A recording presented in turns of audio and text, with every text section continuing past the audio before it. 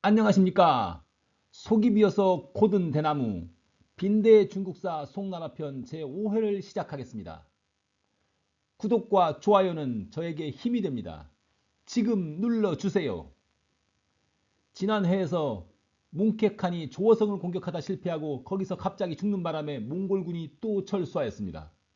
그리고 나서 몽골과 남송에서는 어떤 일이 벌어졌을까요? 몽골에는 내전이 일어나고 그래서 남송은 다시 휴식을 찾을 수 있었습니다. 몽골은 전통적으로 후계자를 미리 세우지 않았습니다. 그래서 원제국 내내 원만하게 황유가 계승된 적이 거의 없었어요. 몽골은 막내 아들이 가업을 승계하는 것이 전통이었습니다. 이를 유자수조라고 합니다. 유자는 어린아이라는 뜻이고 여기 조자는 부엌조자인데 수조는 살림을 지킨다는 뜻입니다. 즉 먼저 장성한 아들들은 분가에서 독립하게 하고 막내가 남아서 아버지의 가업을 이어받습니다. 말자 승계이죠. 그런데 칸의 자리를 놓고서는 이게 잘 지켜지지 않습니다. 결국 강자가 칸이 되죠. 그런데 누가 칸이 되든 반드시 쿠릴타이라는 회의의 승인을 받는 것이 필수였습니다. 그래서 뭉케의 막내 동생 아릭부케가 1259년 카라쿠룸에서 쿠릴타이를 열고 대칸에 즉위합니다. 아릭부케는 막내로서 당시 전쟁에 나가지 않고 수도 카라쿠룸을 지키고 있었고 당연히 자기가 칸을 승계해야 된다고 생각했던 것이죠. 그러나 쿠빌라이는 그걸 인정하지 않고 1260년에 독자적으로 자신의 근거지인 금년천 근처에 개평에서 쿠릴타이를 열려 대칸에 즉위합니다. 두 명의 대칸이 존재하게 된 것입니다. 이제 내전을 피할 수 없겠죠. 북방의 제왕과 전통적인 몽골 귀족들은 아릭부케를 지지했고 망남 즉 고비사막 이남의 제왕은 쿠빌라이를 지지했습니다. 쿠빌라이는 번저에 있을 때 한인 또는 한화된 사람들을 쓰고 법 또한 한법을 썼습니다. 이 때문에 북방의 제왕들은 쿠빌라이에게 불만이 있었습니다. 막북의 전통적인 귀족들이 아릭부케를 지지했기 때문에 아릭부케가 유리했습니다. 하지만 쿠빌라이에게는 남방의 제부와 문물 그리고 많은 인재가 있었습니다. 처음에 두 형제 칸의 싸움은 팽팽했었습니다. 그런데 1262년에 막북 지역에 대기근이 발생합니다. 게다가 쿠빌라이가 양식 운송로를 차단해버리니 아릭부케의 군대는 배고픔에 군심이 산란해집니다. 1264년 드디어 쿠빌라이의 군대가 카라코룸으로 진격하자 아릭부케는 항복할 수밖에 없었습니다. 개평에서 만난 형제는 서로 눈물을 흘렸습니다. 쿠빌라이가 누가 카한이 되어야 하냐고 묻자 아릭부케는 전에는 제가 옳았지만 지금은 형님이 옳습니다 라고 대답했다고 합니다. 또 자기 주변 사람들은 죄가 없으니 죽이지 말라고도 청했습니다. 아릭부케는 교묘한 언술과 영웅적인 모습을 동시에 보였던 것입니다. 한화를 추구했던 쿠빌라이가 대칸이 된 것은 송으로서는 그나마 다행이었는지도 모릅니다.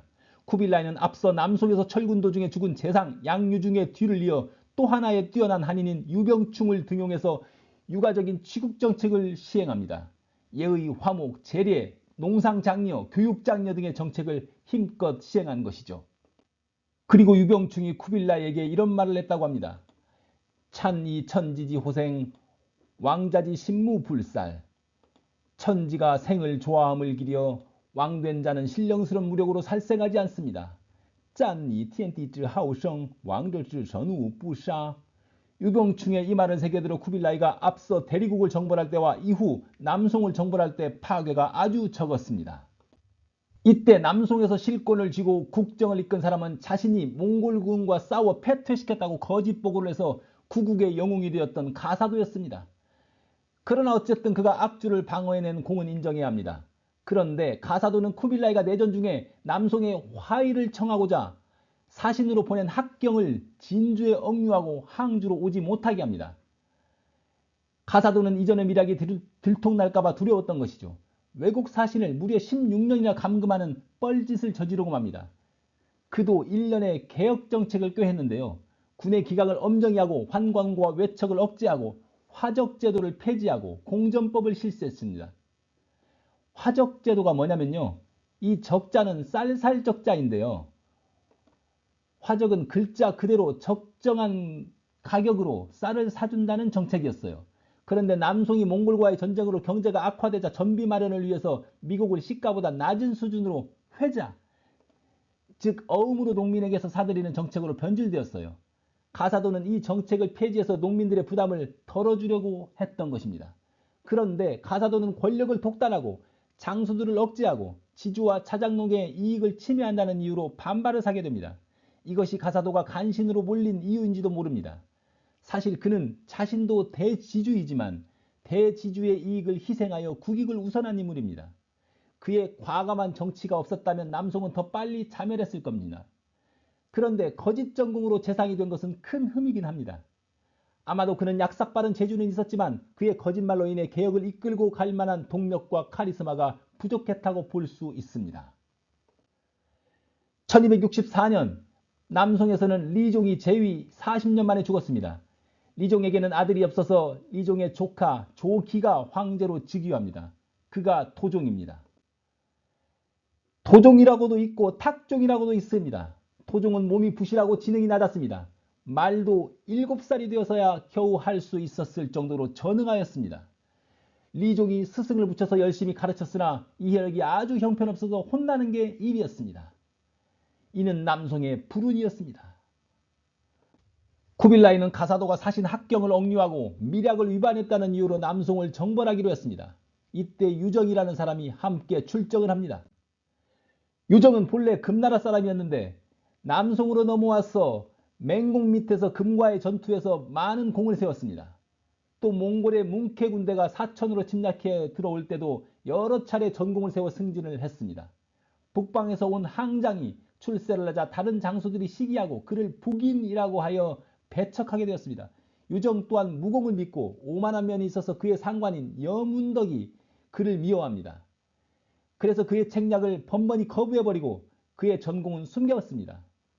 그리고 그와 사이가 안 좋은 유흥이라는 사람을 사천 제치사로 임명하여 그를 압박하였습니다. 여문덕이 유흥과 짜고 유정을 무고하려고 하자 유정은 로주에 15개구를 바치고 몽골군에 투항해버렸습니다. 이런 유정이 1267년에 연경에 가서 쿠빌라에게 멸송의 기회가 성숙했습니다. 송을 멸하려거든 양양을 먼저 취해야 합니다. 라고 진언을 합니다. 쿠빌라이가 그의 말을 듣고 양양 공격을 결정해서 이듬해 1268년 유정이 도원수 아출과 부장 사천택의 10만 정벌군을 따라 번성과 양양 포위작전에 함께하게 된 것입니다. 아출은 우량아타이의 아들이며 수부타이의 손자입니다. 1271년 남송은 범문호 휘하의 수군 10만을 번성에 파견했으나 수륙 연합작전을 펼친 몽골군에 대패하고 맙니다. 그래도 번성의 장한영과 양양성의 여문환이 맹렬히 저항해서 2년을 버팁니다. 양양성은 전략적으로 아주 중요한 성이라고 지난 시간에 얘기했었죠. 1273년 1월에 원군은 회회포로 번성을 공격해서 장한영의 항복을 받고 2월에는 양양을 공략해서 치열한 전투를 치릅니다. 끝내 병사들과 주민들의 목숨을 보장하는 조건으로 양양성의 수장 여문환의 항복을 받아냈습니다.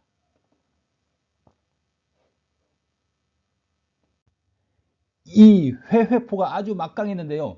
회회라는 이름에서 알 수 있듯이 이 무기는 이슬람에서 들여온 겁니다.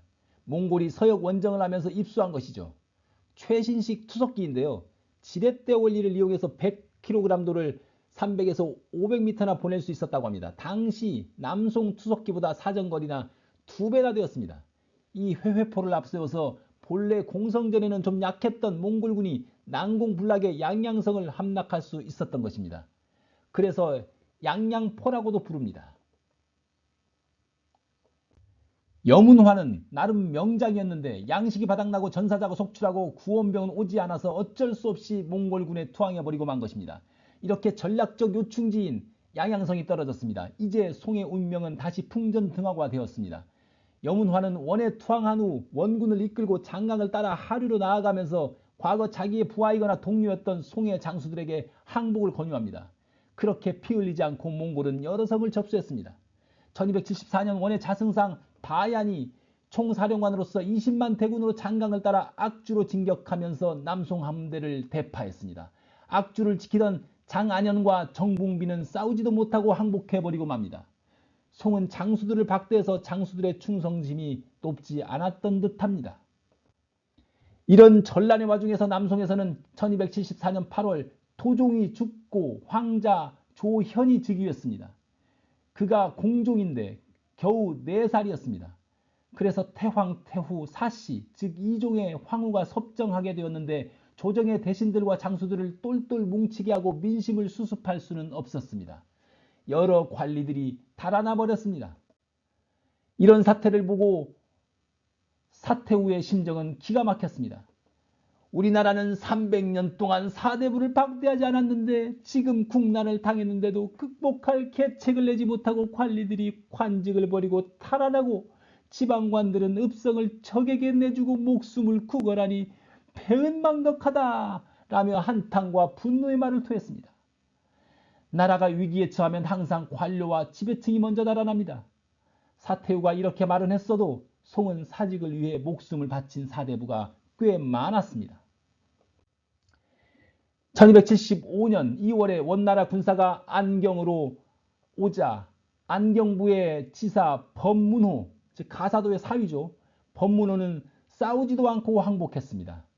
그래서 원나라로부터 양절 대도독에 임명되었습니다. 같은 달 가사도가 장강의 무호에서 2500척 함대를 이끌고 원군을 요격했습니다.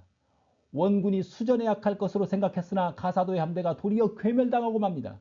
이때 몽골군에는 이미 한인으로 구성된 부대도 있었던 것입니다. 즉 수전을 하는 병사들이 있었던 것이죠. 그리하여 3월에 원군이 남경에 입성합니다. 안경, 무호, 남경은 이곳입니다. 수도 항주 임안이 지척이죠. 10월에는 임안이 포위됩니다. 가사도는 패전의 책임을 지고 또 천도를 주장했다는 이유로 해임되어서 16년 집권의 마침표를 찍고 복권의 장주로 유배되어 가는 도중에 호송을 담당한 정호신에게 살해당합니다. 가사도는 참 이중적인 인물이었습니다. 그는 놀기를 좋아하고 학문을 멀리했습니다. 그래서 과거를 보지 않고 음서로 관직에 나아갑니다. 그래도 능력을 출중했어요. 쿠빌라이와 맹공이 인정했을 정도니까요. 그리고 충성심이 있고 개혁에 대한 열의도 있었어요. 그래서 안민을 위한 여러 정책을 펼쳤지요. 그러면서도 공사를 구분 못하고 보화나 예술품 수집에 열광하는 면도 있었습니다. 또 몽골과의 전쟁에서 큰 공을 세웠지만 전공을 속이고 사신을 억류하는 어처구니 없는 짓도 저질렀어요.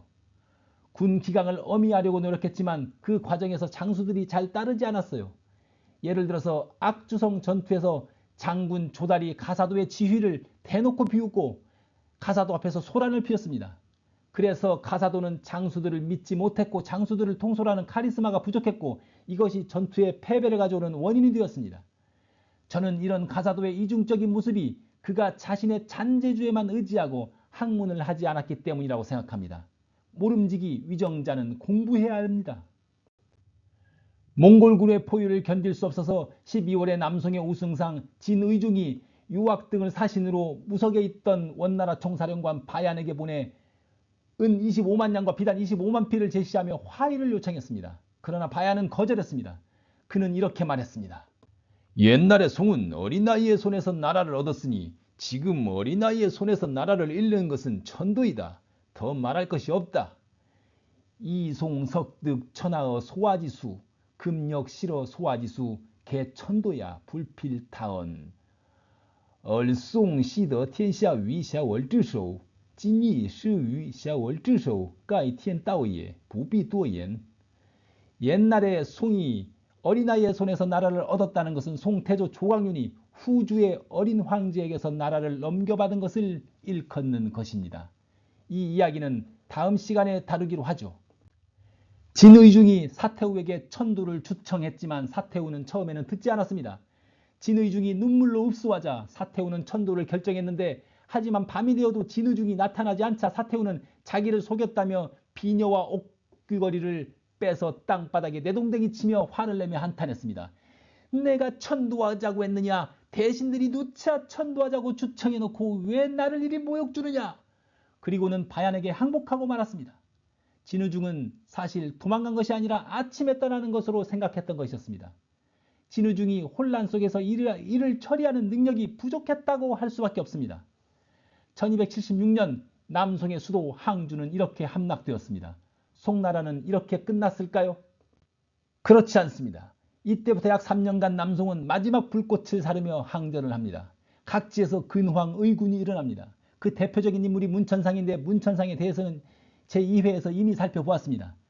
태황태후가 원에게 항복해서 삼궁, 즉 공종, 도종황후 전씨, 이종황후 사씨는 원군에게 사로잡히고 어린 황제 공종의 이복형 이광 조하가 항주를 탈출해서 온주로 도망칩니다. 거기에서 진의중 장세걸 육수부에 의해 옹립됩니다.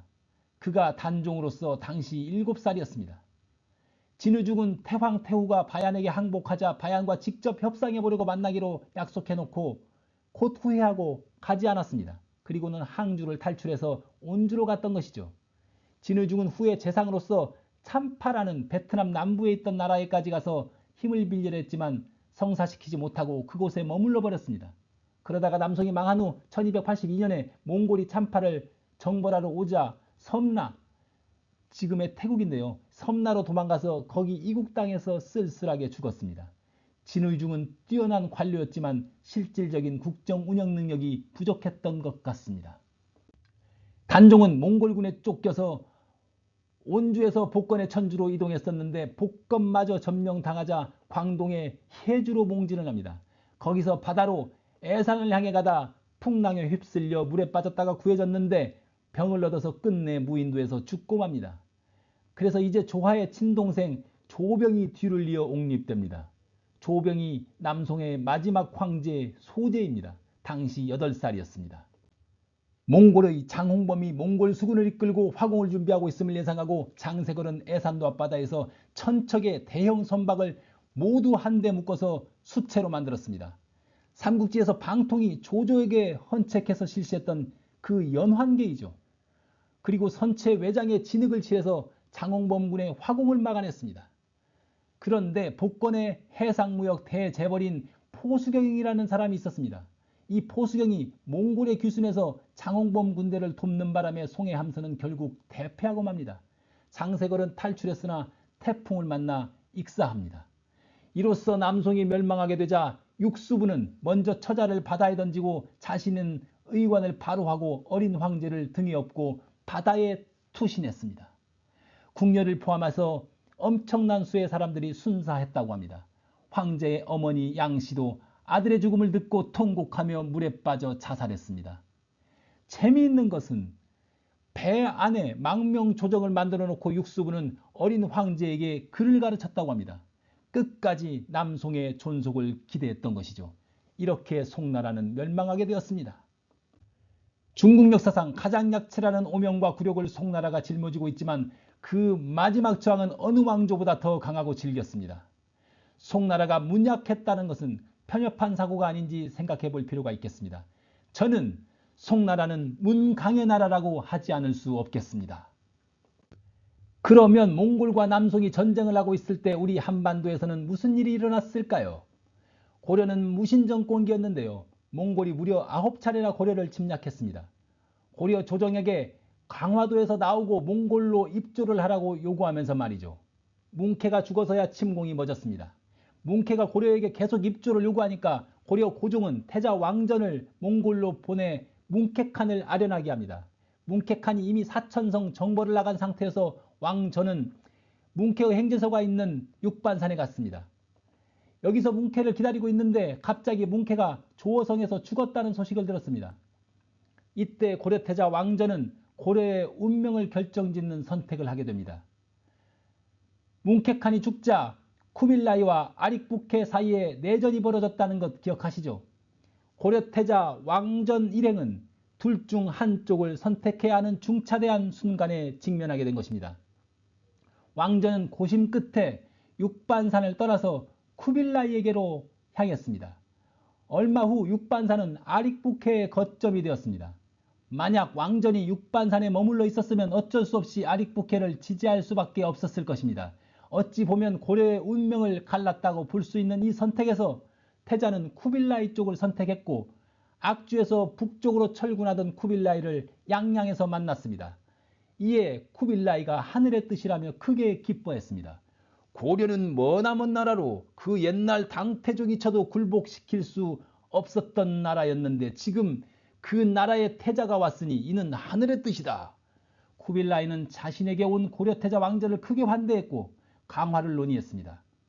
마침 고려 고종이 붕어했다는 소식이 전해집니다. 쿠빌라이는 왕자를 국왕으로 책봉해 고려로 속히 보냈습니다. 그가 고려 원종이죠. 그러면서 쿠빌라이는 고려에게 불개토풍을 약속합니다. 즉 고려의 풍습과 정체성을 고치지 않겠다는 것이죠. 이 약속은 세조 구제, 즉 세조의 예법이라고도 불리는데 원나라의 초대 황제이자 몽골 제국의 제5대 대칸인 쿠빌라이 세조의 이 유훈을 후대의 황제들도 계속 받듭니다. 고려는 몽골의 속국이 되어 괴로움을 많이 당했지만 다른 나라들보다는 우대를 받았다고 할 수 있습니다.